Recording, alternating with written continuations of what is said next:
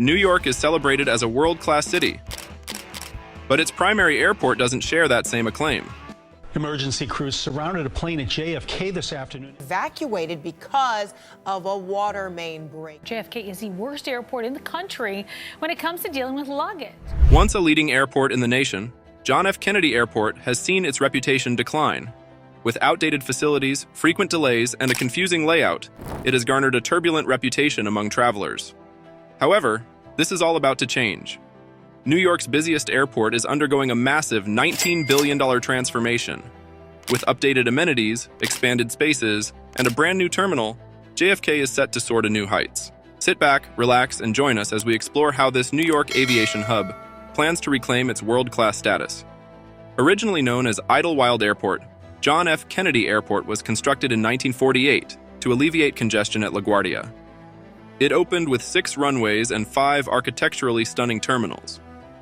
By the next decade, the airport was managing the highest amount of international air traffic globally and was the first to serve passenger jets. However, JFK's world-renowned status soon plummeted.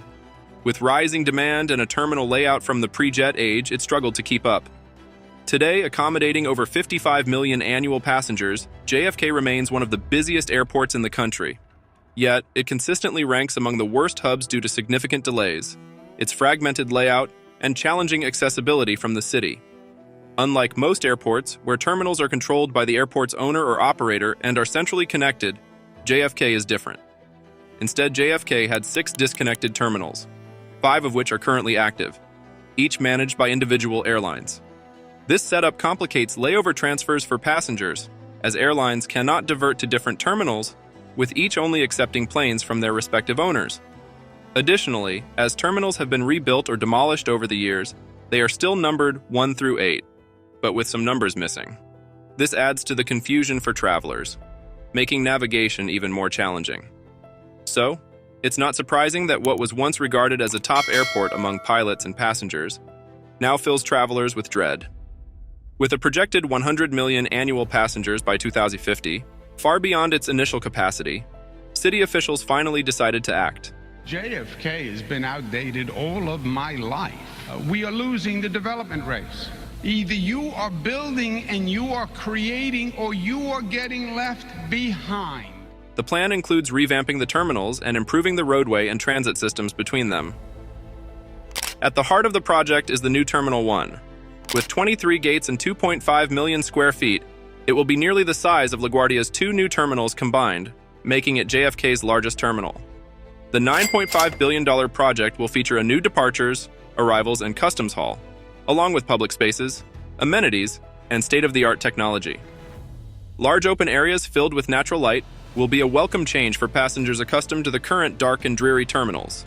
Set to finish in 2030, New Terminal 1 will be completed in phases, with the new halls and some gates scheduled for completion by 2026. While New Terminal 1 may be the largest new terminal, it's not the only one. Terminal 6 will span 1.2 million square feet across a 2-level concourse. It will feature a giant new check-in space with a centralized security area, reducing the distance travelers need to drag their luggage. This terminal will lead into the East Hall, which will offer additional dining and retail facilities, and ultimately connect to Terminal 5, making connections between the two easier. Construction is expected to finish around 2028. This regeneration of JFK wouldn't be possible without the engineering teams behind it. Parsons Corporation is the lead designer for the reconstruction of the roadways, the new ground transportation center, and the relocation of utilities to provide more reliable service for the airport. This alone will cost $1.24 billion. Parsons engineers will simplify roadway operations and create a more travel-friendly experience for the 62 million passengers who come. The contemporary ground transportation hub boasts a freshly constructed multi-level parking structure complete with electric vehicle charging stations and an environmentally conscious timber exterior. Moreover, a 400 FT long elevated pedestrian bridge, a rainwater harvesting system, and solar panels are also integrated. Alongside the introduction of brand new terminals, the 2 existing ones are undergoing extensive renovations, including the addition of new shops, restaurants, and overall upgrades. However, the outdated terminals contribute significantly to JFK's lagging status. To tackle the connectivity issues between these facilities, JFK Airport is revamping its roadway transportation network. With the implementation of new roads, bridges, and advanced traffic technologies, travelers will experience smoother navigation between terminals. Additionally, the reduction of roadway loops from 5 to 2 main loops will simplify the driving experience, reducing confusion for drivers. These changes will accommodate more cars circulating through the area while simultaneously minimizing congestion buildup. In addition to the multi-level parking facility boasting nearly 2,000 spaces and an eco-friendly timber exterior, a 122-meter pedestrian bridge with rainwater harvesting technology will connect it to the new Terminal 1. However, the extensive construction comes with inevitable disruptions. The temporary shutdown of the air train at Terminal 1 means passengers will need to rely on shuttle buses to access another terminal. One of the most significant challenges of the construction process is the geographical location of JFK Airport, surrounded by dense neighborhoods and congested highways, making the delivery and removal of materials a daunting task. Instead of contending with heavy traffic, workers are opting for an alternative route, utilizing the waterways.